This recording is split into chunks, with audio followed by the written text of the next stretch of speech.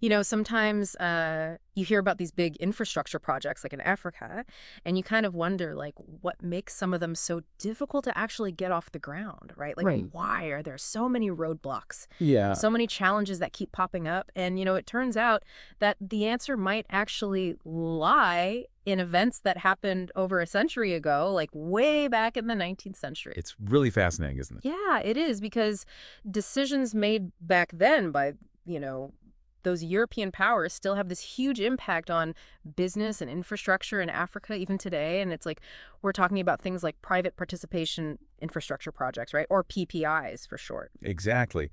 And these are those partnerships that bring private investment into public projects, Mhm. things like power plants, transportation networks, Yeah. even communication systems. Yeah, and you know what I was thinking about? Yeah. The source for our deep dive today Yeah. is this really interesting article from the Journal of International Business Studies. Yeah. And it's called Artificial States Ethnicity and the Survival of Private Participation Infrastructure Projects in Africa. That's a mouthful. It is a mouthful, but you know what? It actually shines a light on how those old colonial era borders, the ones drawn without much thought for the people who actually live there, Yeah. are still playing a role in whether these projects succeed or fail. Huge factor. Yeah, a huge factor. So basically, in this deep dive, what we want to do Yeah. is connect the dots between those historical decisions and what's happening today. It's all about connecting the dots. Because we want to help you understand, how that kind of arbitrary division of Africa continues to create these very real, very tangible obstacles when it comes to building the infrastructure that's so desperately needed for development. Mhm. And of course, we'll also talk about what might help overcome some of these legacies, right? Because it's not all doom and gloom. No, not at all. There's always hope. Absolutely. Right. So if you are the kind of person who likes to see the big picture without getting bogged down in, all the little details. I think we all are. I think we all are. Mhm. You're in the right place because we're going to unpack this whole complex issue in a way that's clear, that's engaging, and we'll focus on those key insights that actually matter, right? Absolutely. So, okay, where do we even begin with this story? Like, where does it all start? We have to go back to the 19th century. Okay, way back. Way back, Hmm. when European powers were all competing, Yeah. to control the African continent. Yeah. Remember the scramble for Africa? Oh, yeah. I remember learning about that. Yeah. Yeah, and it all kind of culminated in this big meeting, Mm-hmm. the Berlin Conference, Oh, yeah. 1884, 1885. Big moment. Big moment, yeah, where they essentially drew up the rules for how they were going to divide everything up. And what's crazy is that they weren't really paying attention to what was already there, right? No, not really. On the ground in Africa. It was almost like drawing lines on a blank map. Yeah. You know, Yeah. Existing ethnic groups, political alliances, trade routes, they kind of just ignored all of that Yeah. as they were carving up the continent. It's like they didn't even care Right. about the people who were already there. Yeah, and that's how we got what are called, artificial states. Artificial states. Yeah, basically nations with borders that don't really reflect any sort of natural Mm-hmm. political, social, or even geographic unity. Makes sense. And the research mentions this amazing statistic. Okay. About 80% of African borders are just straight lines, Wow. like on a map. Longitudinal and latitudinal. Yeah. Straightest in the world. Straightest borders in the world. That's a pretty clear sign It's pretty clear, yeah. that things were just imposed They were imposed. from outside. Yes, yeah. Okay, so one big consequence of these artificial borders was ethnic partitioning, right? Like, what does that actually mean in real life? Okay, so imagine you have all these different ethnic groups, right? Mhm. With their own cultures and languages and traditions. Yeah. And suddenly they're being divided up by these new national borders. Okay. That's ethnic partitioning. So you could have people from the same group Exactly. living in different countries. Yeah, and now they're subject to different laws, Mhm. different governments, everything's different. I bet that caused so much disruption to their lives. Oh, absolutely. Yeah. It completely changed everything for them. Yeah. Their traditional systems of authority, their ways of life, their institutions, everything got disrupted. So fast forward to today, Mm. right? Mhm. How did these historical decisions about borders impact these big infrastructure projects, the PPIs that we were talking about before? Right. First of all, can we just remind everyone what PPIs actually are?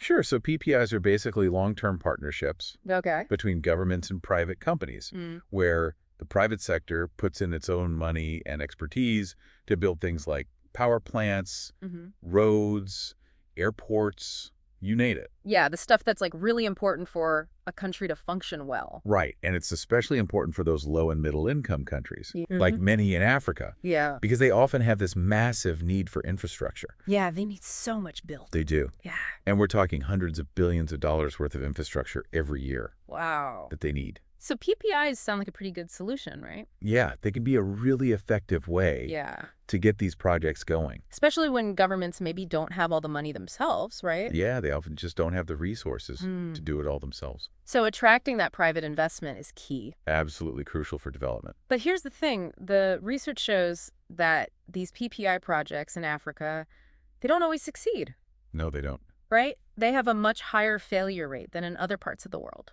Yeah, it's a pretty significant difference, actually. Okay, so how much higher are we talking? So the cancellation rate for PPI projects in Africa is about 9.6%.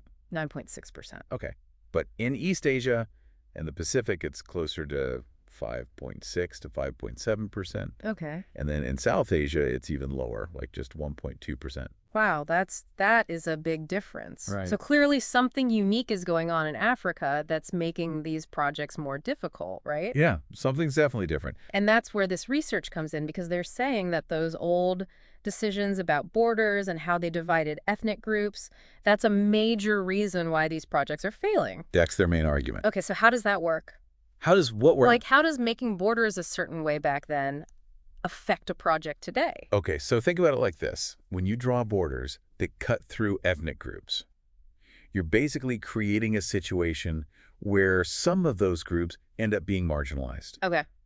They might not have the same access to political power or economic opportunities Yeah. or even basic services. Yeah, that makes sense. And when people feel like they're being treated unfairly, that could lead to resentment Yeah. and then to instability and even conflict. Conflict. Okay, so you're saying that conflict is kind of the link between the historical borders and these modern day project failures? Yes, conflict is the key mechanism Okay. that the research identifies. And, it makes sense, right? Because if you're trying to build a big infrastructure project, Yeah, you need some level of stability, absolutely. cooperation. You need everyone on board. Yeah, you need everyone working together. Yeah. But if you have these underlying tensions and conflicts because of these historical divisions, it's going to be much harder to get things done. Yeah, exactly. It's like trying to build a house on a foundation that's already cracked. It's not going to go so well. Not going to go well at all. And I remember the research also talked about how there's already a lot of evidence linking ethnic conflict to general instability for businesses in Africa. Oh, yeah. Tons of studies have shown that. Yeah. When you have ethnic conflict, it's bad news for pretty much any kind of business activity. Yeah, it makes sense. It just creates so much uncertainty, Right. so much risk. Well, exactly. And for these big infrastructure projects, these PPIs we're talking about, the risks are even higher because you're dealing with these huge investments, The huge investments, yeah. these long timelines. Yeah. And conflict can just throw everything off track. Right. It can cause delays, damage to infrastructure, you name it. And in the worst case scenario, they might even have to abandon the whole project. Completely abandon it. And then all that money and effort just goes down the drain. It's a huge loss for everyone involved.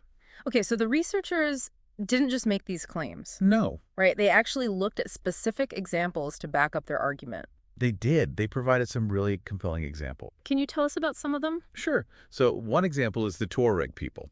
Okay, the Tuareg people. They're an ethnic group that lives across several countries in North Africa, Okay. like Mali, Niger, Algeria, Libya. So they're spread out.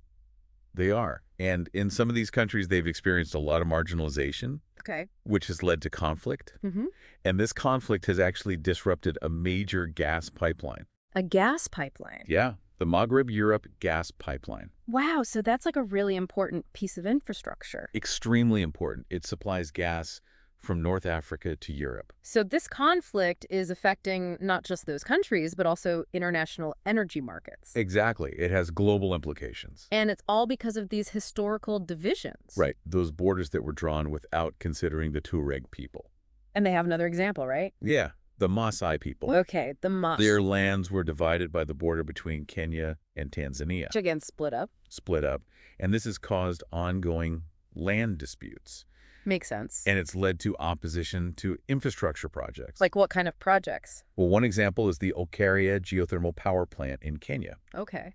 The Maasai see it as encroaching on their ancestral lands. So they're resisting it. They are, Mm. and it's created significant delays and challenges for the project. So it's not just like huge wars that are the problem. Yeah. It's also these smaller, more localized conflicts that can still have a big impact. Exactly. And the researchers actually did some number crunching, right?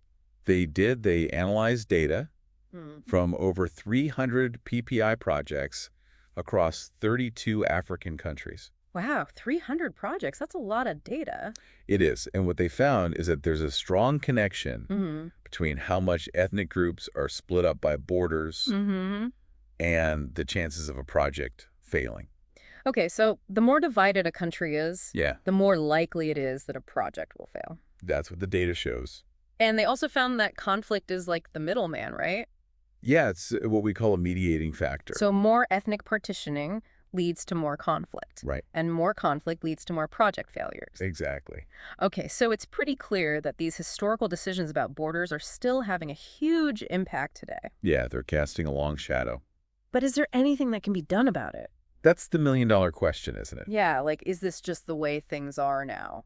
Well, the researchers also looked into that, and they found that the quality of a country's institutions can actually make a difference. Okay, so how does that work? So basically, if a country has strong institutions, Mm-hmm. things like a fair legal system, effective government services, a stable political environment, Okay. that can help to mitigate the negative effects of ethnic partitioning.